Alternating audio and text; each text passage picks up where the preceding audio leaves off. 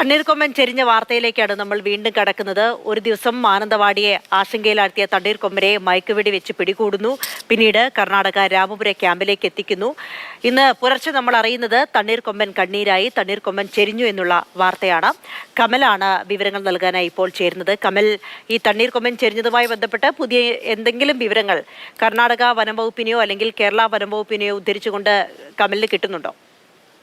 ഇപ്പോഴും അത് സംബന്ധിച്ച് കൃത്യമായ വിവരങ്ങൾ കിട്ടുന്നില്ല. എന്തായാലും ഇന്നലെ രാത്രി മുത്തങ്ങ ചെക്ക് പോസ്റ്റിൽ കേരള അതിർത്തിയിൽ വെച്ചാണ് കേരള വനം വകുപ്പ് ഈ ആനയെ കർണാടക അധികൃതർക്ക് കൈമാറുന്നത്. അതിനുശേഷം ലോറിയിൽ ആന കുഴഞ്ഞു വീണു എന്നുള്ള വിവരമാണ് നമുക്ക് ലഭിക്കുന്നത്. ഇപ്പോഴും ഈ കർണാടകയിലെ ഉദ്യോഗസ്ഥരുമായി ബന്ധപ്പെടാൻ കഴിഞ്ഞിട്ടില്ല. നമ്മൾ അങ്ങോട്ട് പോയിക്കൊണ്ടിരിക്കുകയാണ്. അവിടെ എത്തിയ ശേഷം എന്താണ് സംഭവിച്ചതെന്ന് കൂടുതൽ വിശദാംശങ്ങൾ നൽകാൻ കഴിയുമെന്നാണ് പ്രതീക്ഷിക്കുന്നത്. പക്ഷേ ഇവിടെ നിന്ന് ഇന്നലെ കൊണ്ടുപോകുമ്പോൾ ആ സമയത്ത് ആനയ്ക്ക് എന്തെങ്കിലും ആരോഗ്യ പ്രശ്നങ്ങൾ ഉള്ളതായി ശ്രദ്ധയിൽപ്പെട്ടിരുന്നില്ല. ലോറിയിൽ കയറ്റിയ ശേഷം പ്രാഥമിക പരിശോധനകളൊക്കെ മാനന്തവാടിയിൽ വെച്ച് തന്നെ നടത്തുന്നുണ്ടായിരുന്നു. പക്ഷെ ആ സമയത്തൊന്നും എന്തെങ്കിലും പ്രശ്നമുള്ളതായി ശ്രദ്ധയിൽപ്പെടുകയോ അത് വനംവകുപ്പ് ഉദ്യോഗസ്ഥർ പറയുകയോ ചെയ്തിട്ടില്ല. സാധാരണ നിലയിൽ ഇത്തരത്തിൽ വന്യമൃഗങ്ങളെ മയക്കുവെടി വെച്ച് പിടികൂടുകയൊക്കെ ചെയ്യുമ്പോൾ അത്തരത്തിൽ ആരോഗ്യ പ്രശ്നങ്ങൾ ഉണ്ടെങ്കിൽ പെട്ടെന്ന് തന്നെ ചികിത്സയ്ക്കുള്ള സംവിധാനങ്ങൾ ഒരുക്കാറുണ്ട്. അത്തരത്തിൽ പ്രശ്നങ്ങളൊന്നും ഇല്ലാത്തത് കൊണ്ടാണ് നേരെ ബന്ദിപ്പൂരിലേക്ക് കൊണ്ടുപോകാമെന്ന തീരുമാനം എടുത്തത്. മാത്രമല്ല ബൂസ്റ്റർ ഡോസ് വീണ്ടും നൽകുന്നത് ഒഴിവാക്കുക എന്നൊരു ലക്ഷ്യം കൂടി വനം വകുപ്പിന് ഉണ്ടായിരുന്നു. എത്രയും പെട്ടെന്ന് ആനയെ എത്തിക്കുക എന്നതും കൂടി ഉണ്ടായിരുന്നു.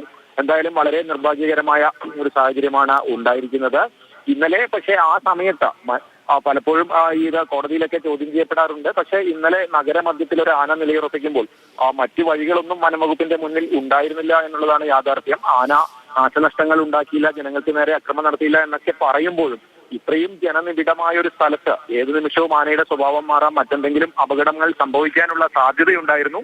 അതുകൊണ്ട് തന്നെ ആ സാഹചര്യത്തിൽ ഈ മയക്കുവെടി വെക്കുന്ന നടപടിയുമായി മുന്നോട്ട് പോകാതെ മറ്റെന്തെങ്കിലും ഓപ്ഷൻ ഉണ്ടായിരുന്നു എന്ന് തോന്നുന്നില്ല.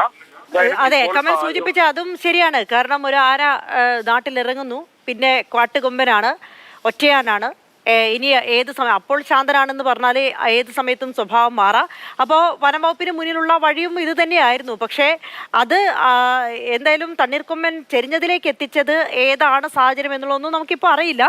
ഔദ്യോഗികമായ വിശദീകരണം വരണം. കമലാണ് വിവരങ്ങൾ നൽകിക്കൊണ്ടിരിക്കുന്നത്.